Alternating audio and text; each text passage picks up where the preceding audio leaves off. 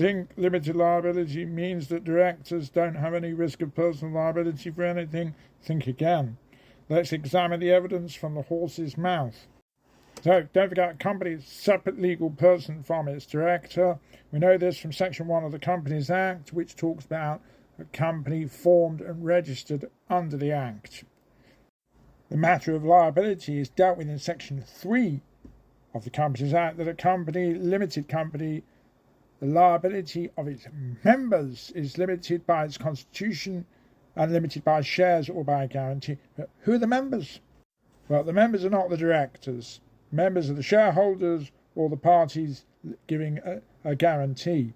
And they are anybody, they're the initial subscribers plus anybody who's become a member of a company because their name has been entered into the register of members. Now, the liability for the members is limited to the unpaid element in relation to their shares or the amount that they've undertaken in relation to their guarantee to contribute to the company.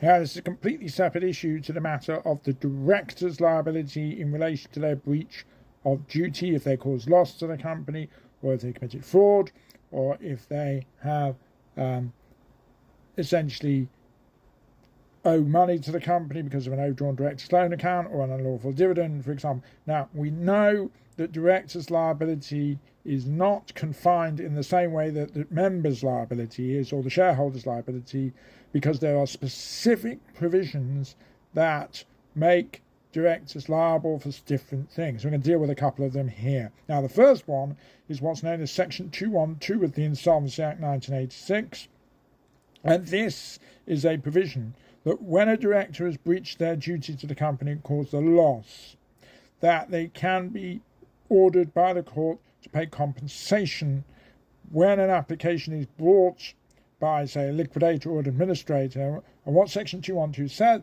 is that the court may order that the director repay, restore, or account for money or property where there's been effectively damage or loss caused by a director.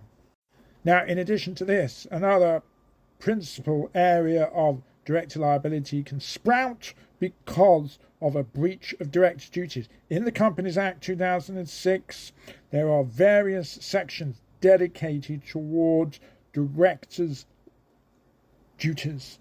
So there's duty of loyalty, duty to act in the best interest of the company, duty to act within powers, duty to disclose conflicts of interest, etc. Now, if a director acts in breach and if there are consequences causing loss to the company and its shareholders as a consequence, the director can be liable for the damage that they cause under the Companies Act.